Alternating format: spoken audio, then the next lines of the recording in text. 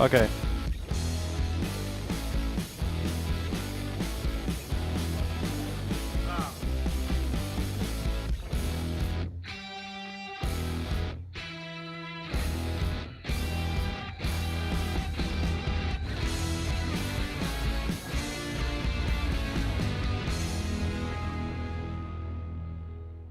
Raz, dwa, raz, dwa, raz, Hello dwa. and Hi. welcome back to coverage of the Mythic Championship qualifier for London. My name is Piotr Bomak And I'm Piotr Gogowski, also known as Canister.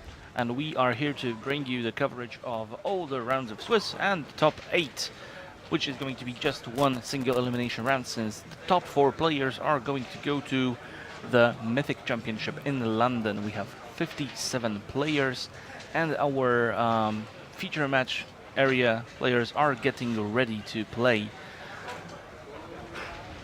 So on the left we see a Czech superstar. I guess maybe not a superstar, but a Czech, strong Czech player.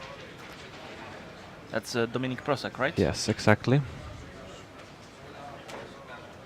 All right, and Jan Xander yesterday said that he played Esper because Dominik played Esper. So I guess we can. They probably work together. Yeah, they do. They do. They were in one team during the team RPTQ for the 25th anniversary Pro Tour, along with Dominik's brother. So they do test together. They do work together. So we will see what they brought to the table today. Well, it might be Esper again, but we will see. Exactly. So far we've seen 2 matches of Saltine mid-range. One was against Blue-Red Drake's deck, and the second one was against the Mono-Blue deck. Here we see Dominik Prosak and Tobias Maurer. Maurer. Players are preparing, shuffling their powerful libraries, determining the player who goes first. Dominik won the die roll, so probably is going to take the play, since I have not seen a person take the draw in the dark game 1 in standard so far. So indeed, Dominik is sporting an Esper control deck and playing a tap land, while Tobias is battling with a mono blue deck. So this is a matchup that has been, I have seen different opinions on it, on whoever is favored in this one. Some people think it's mono blue, some people think it's Esper. It can definitely go both ways. The mono blue cards are very cheap, and the Esper deck can fall behind if it fails to double spell, and just can keep running a single spell into a decent answer, all the time, or it might also just go poor for the mono blue deck, and it might get disrupted by Photo Erasure and sideboard Duresses and stuff like that, and then fall off. So typically, just like in every other mono blue matchup, the most important card is Curious Obsession. Mm-hmm. Trying to get those cards flowing, so replacing all the used counter spells or protection spells again and again. Yeah, putting the actual pressure on the other deck, but this time Tobias has no Curious Obsession, since there are limits to how often you can draw that. So, yeah, exactly. So the clock is pretty slow, and Dominik has already developed Search Rascanta, so he has a late game plan. Search Rascanta being excellent once it flips into a land, because it is under mana source, allowing you to double spell more easily at first, and then keeping the card flow going, as opposed to something like Precognitive Preconception maybe, which costs a lot of mana, and then you still need to power mana into your spells.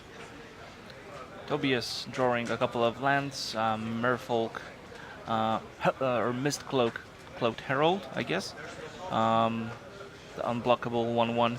That's a great carrier for those Curious Obsessions. and Dominic doesn't have a second white source yet. No, Oh, he, no, he, just no, that he found it. he found it, yes. And also yesterday we caught some comments that we never noticed that the Esper player was using Gruul sleeves. Deception. Oh, that's neat, I guess. Yes, of course. So yes, we do notice that. Okay. Actually, I didn't. Like, I would not notice that myself, but it is give players the extremely important small percent edge that you need to win the tournament. So, you know, like this is how you actually see whether a person actually cares about the tournament or not. So, like, clearly Dominic cares enough to sleeve his Esper deck in Gruul sleeves to deceive people, and you know, I wouldn't, so I would definitely not win the tournament. Exactly, you heard it here first. So just make notes, take notes, and learn. This Merfolk is kinda nice for Tobias, since now there's a lot of pressure on the battlefield if the Merfolk actually gets added. By a lot I mean 4 points, which is not an insane amount of pressure, but a sizable amount. Gets another one. And you know, Dominic's hand is just Chaos Wrath, so he really would like to top deck a Thought Erasure to try to Thought Erasure into trying to resolve the sweeper effect before he dies. There is a limited window before he dies. He's going down to 10, and so even though there was no Curious Obsession present, Dominic's draw is not lining up the best. A lot of sorcery speed cards for 4 or 5 mana, losing the battle against 1 mana interaction pieces. Can also try to play 2 Wrath of Gods in a turn, but it's not what he's going for. Wizard's Retort counters Kaya's Wrath. Yeah, he's just fine playing around Spell Pierce. I think it's actually more reasonable to play around Spell Pierce and just force your opponent to have 2 retorts. That's slightly less likely than not than them having a combination of retort and a Spell Pierce. Unfortunately for Dominic, Tobias does have a retort number 2 ready to counter the Wrath of God effect. Also, there is no need for Tobias to play anything else, since yeah, he already requires a sweeper. Yeah. An excellent draw for Dominic, a Thought Erasure, so now he's able to Thought Erasure Tobias's hand, take care of the sweeper effect, clear the board, and then start from the scratch again with Search for Azcanta basically flipped right away. But, well, Tobias has a lot of creatures in his hand, so because like he managed to play just enough to pressure Dominic sufficiently enough to force the sweeper. Dominic had just 6 life points, but also still managed to keep multiple creatures in his hand. Oh yeah, So failing the Spell Pierce test, and the Kaya's Wrath resolves, and we are on an empty board once again. However, it won't stay empty for long, as there is a Tempest Djinn joined by the Terramander. Let's see what the top of the deck has in store for Dominic. I believe Tobias has a creature left in his hand, but even a presence of a single card is a single card and a single untapped mana is very threatening, and like could impact Dominic's plays by quite a bunch, since this mono blue deck is a very tricky one. Very conveniently for us, Tobias has separated the spells from non-spells. Creature spells and non-creature spells in his graveyard, so we can easily count how much Terramander costs. So he was fine adding the Terramander and the Djinn to the battlefield, so if those both combine, are lethal even without the activation. If one of those dies, then it is not lethal. That will be an argument for adding the extra creature to the battlefield. But Tobias valued playing around an extra sweeper effect, presumably more so than that.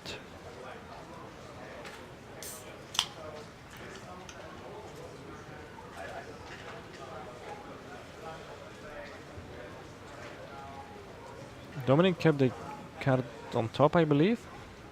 Was it a land? Or am I incorrect?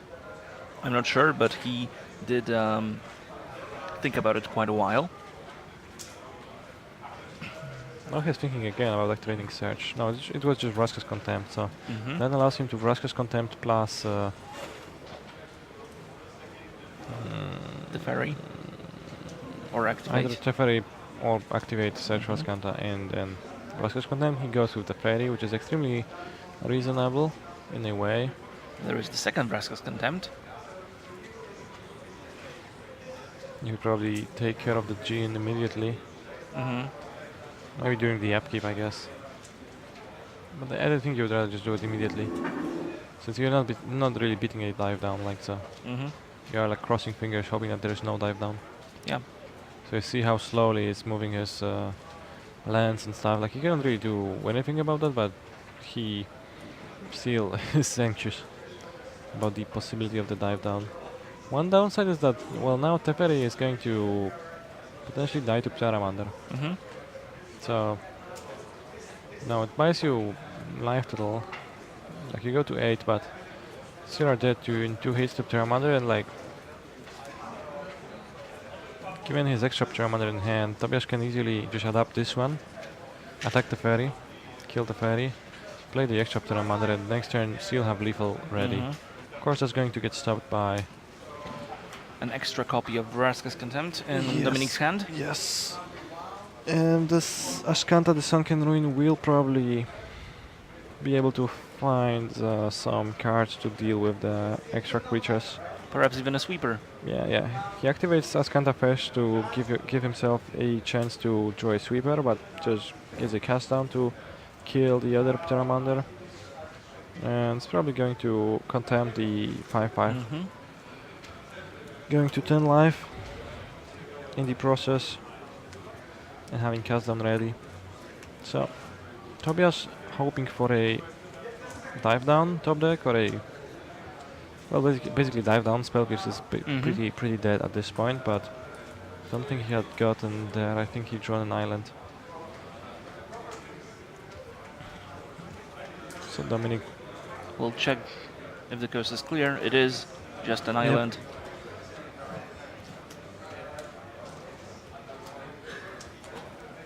Kazdan will take care of that. Pteramander,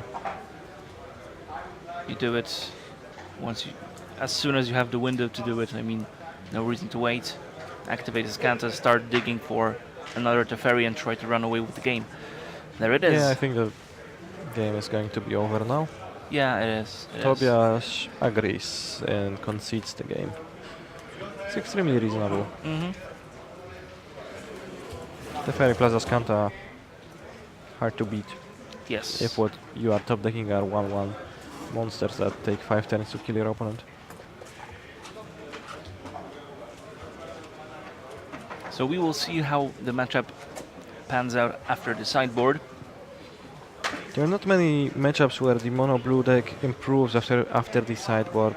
The sideboard of the deck, like notably the sideboard of that deck is probably one of the worst things about the deck. There's not really much options to bring against other archetypes. You can, change your counter suite up, like you can remove an instance capture, which is going to be kind of bad against Esper control post board.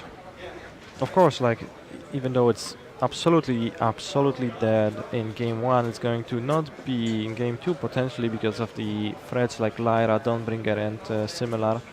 Basilica Bell Hunt. Yeah, this one is not particularly great against mono blue since it does not block. But might be a choice. It's always 3 life in a card. I mean, not typically a card that people are excited to bring in against the mono blue archetype. But so Tobias gets to upgrade his counter spells ever so slightly, while Dominic gets to probably lower his curve sizably, potentially add some super strong threats like Lyra or similar. Add Duresses, which cost just 1 mana and can give you a lot of useful information about your mono blue opponent's hand and allow you to plan accordingly and then win the game with your more powerful mythic rare and rare spells.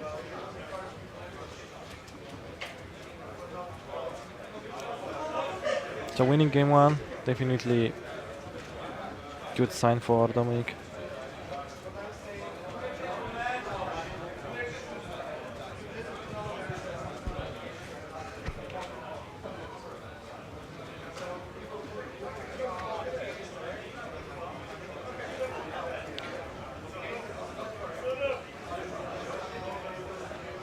So as the players are shuffling up, we did get an update about the metagame of the tournament. So the most represented deck by far, I mean not by far, it's 10 copies, it's Sultai Midrange.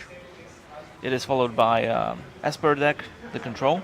Yeah, not a huge surprise that most people want to play with the midrange deck that's viewed as the most popular one, although notably many players have already chosen to implement Photo Erasures in their deck and keep on some Wild Growth Walkers. It seemed that's the general direction the archetype is moving forward to, some broader hitting interaction and less anti-aggro hate, since aggro decks are somewhat on a decline, and you're much more likely to actually play the mirror match on against the control deck or against Drakes, where Photo Erasure is also great, then you're likely to play against mono red.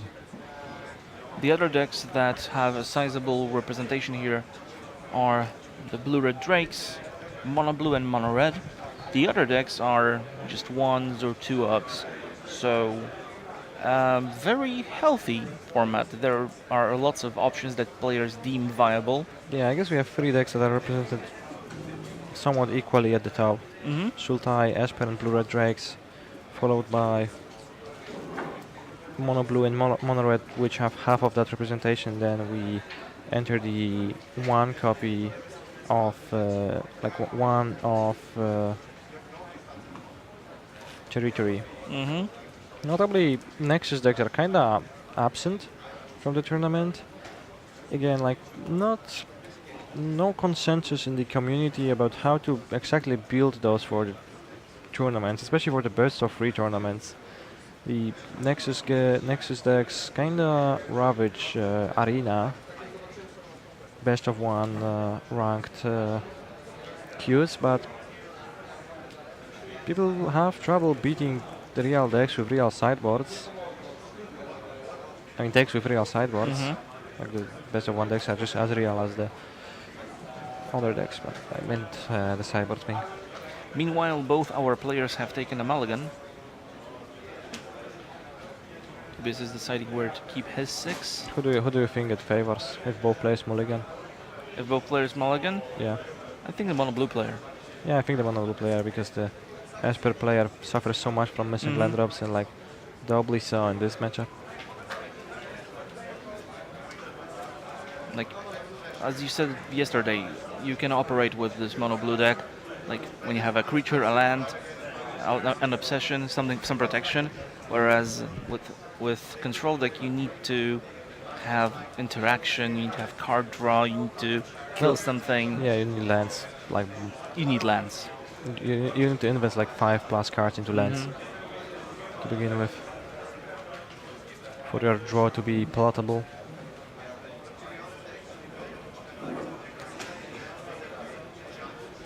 Tobias missing his second land drop arena. Dominic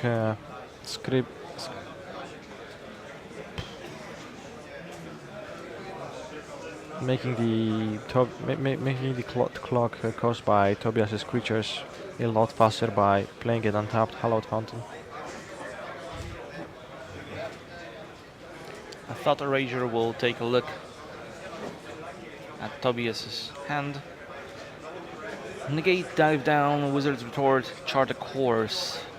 None of these, apart from the dive down, are castable at the moment. Yeah, that's really dependent on the exact contents of Dominic's hand. He goes for the chart a course because that's a way for Tobias to like kind of pull ahead, since Dominic is not really foreseeing himself taking many important game actions soon.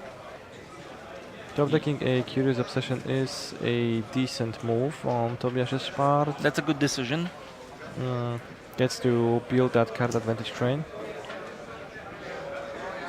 Dominic has a cast down, so Tobiasz was really looking for an island. You could have seen how he was shaking the card and was really hoping that it was a dive down, an island, allowing him to cast the dive down and activate Siren Storm Tamer if it's necessary. Now he finds the island and emphatically. You can see how he slams the island on the board now. It's like somewhat unhappy about the fact that it was not one card lower in his library. I guess not lower, higher. Yep. That changes a lot of things, changes the texture of the entire game. Now Dominic is at 13 lives, so like, not the highest life total, but a pretty stable one, and there's no obsession running away with the game, so the Lyra might just resolve at some point too. Notably, Dominic drawn a Thief of Sanity, so that's a card that he decided to bring in for the matchup. Some players do like to do that because it is a 3 mana 2/2 flying creature, and apparently it's good enough because it's a blocker. As interesting as it is, I guess. As unusual as it is to bring Thief of Sanity as a blocker.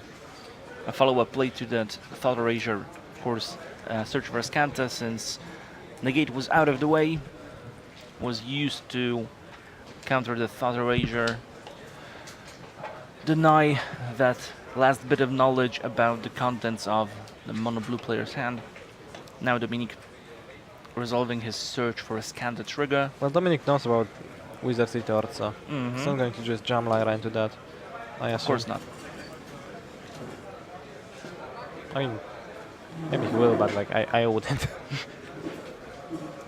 Yeah, he respects Wizard's Retort, and like getting rid of the retort, like he's not really under pressure. The Siren has dealt like 5 or 6 damages over the course of the game, but still pretty healthy life total, and still taking somewhat of a long time before it kills Domenico.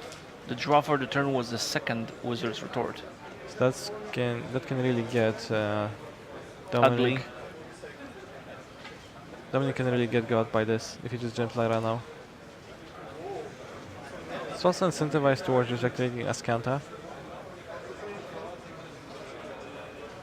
Given that like the worst that can happen is Merfolk Trickster if your opponent is actually just holding a counter spell. You read that very well. Finds a Moment of Craving, Kaya's Wrath. Lots of good cards. Moment of Craving is excellent because the Wizard's Retort actually needs to be cheaper to be castable. Since Tobiasz only has 2 lands.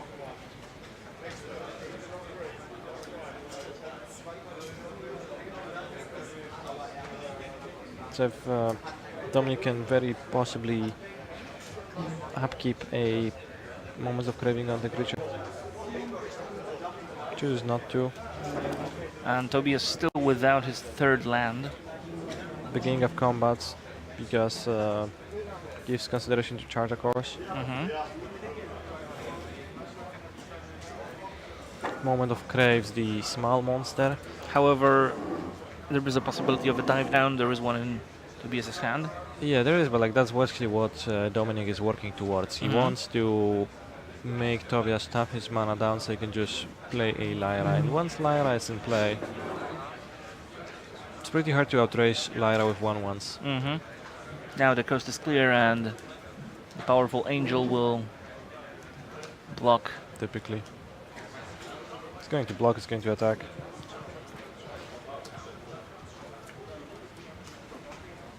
Attack, protect, But most importantly, gain life. yes. So Merfolk Trickster to make Lyra unable to attack and block for a turn. That's somewhat of a plan, but it's looking grim for Dominic. I like the fact that Tobias flashed the Trickster in response to Dominic's sorcerer speed activation. That's really good timing and really good discipline. The rest reveals the hand of a counter spell, a Tempest Djinn, and an Opt. Likely choosing the Wizard's Retort over Opt, but Mm-hmm. we'll see. We have to remember Dominic is at 8 life. Chooses Opt, Chooses so Opt. like The chooses 9. confident in his ability to beat the cards that Tobias has, including the Retort. So like now even if Tobias draws a land and Dominic can play Teferi and tack the Jin, so Mm-hmm. maybe just even keep Lyra back. The Jin is barely a threat. The Jin is not a threat to Lyra actually. Not really. It only becomes a threat to Lyra once it has 5+ power and you can dive down it in combat Mhm. and win the combat against Lyra, but that is not going to be the case for many more turns since Tobias is stuck at 2 lands for forever. Dominic drawn a Mortify, I believe. Certainly, it feels like forever to be stuck on those 2 lands. But as you said, or you or Jendrik said, that is the cost of running a deck with just like 29 or 19 lands. Yeah, like that. That just happens. Yeah. You open yourself to that possibility more than other players. The ones who put 24 lands in their deck, or maybe even 26.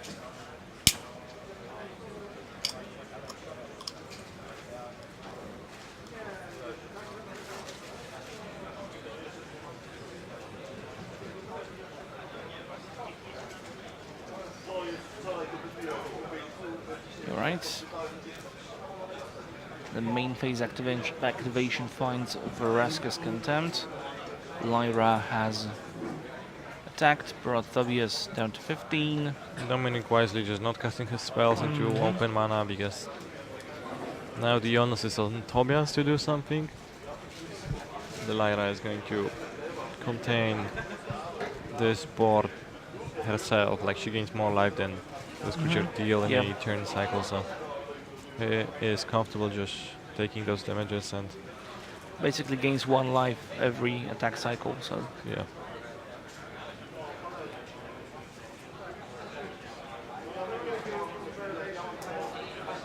this Mistcloak Herald equalizes the I guess. life gain. So let's go for Contempt.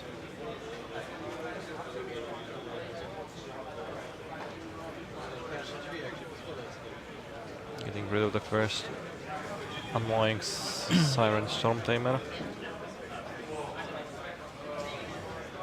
I mean, you kind of sacrifice the Siren, you just don't want to give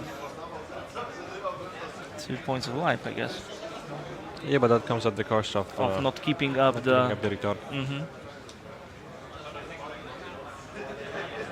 Should be exiled if it Yeah, and you know just resolves, but about the Ferry, I guess. only a big mistake. But not probably going to matter because there are no cards that are relevant that make creatures in graveyard relevant, but this Silent Storm Tamer definitely should be exiled via this Rascal's Compound.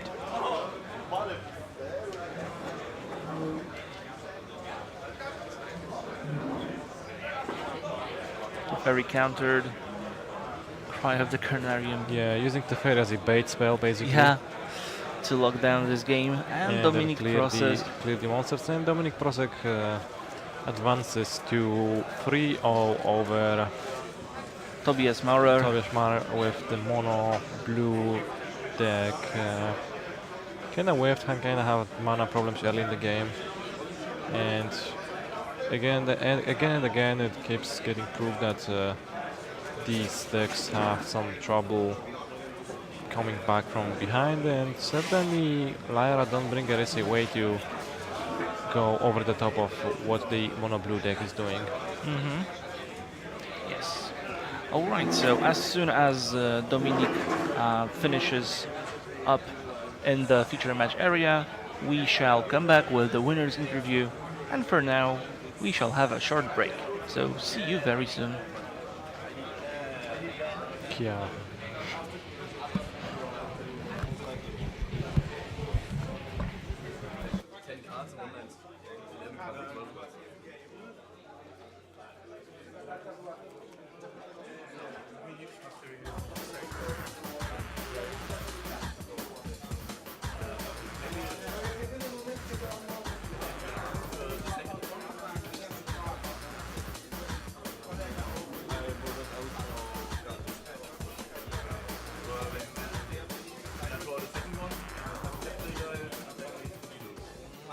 Rebel and okay. Yeah, I have to ask you. I have to fill it out for this.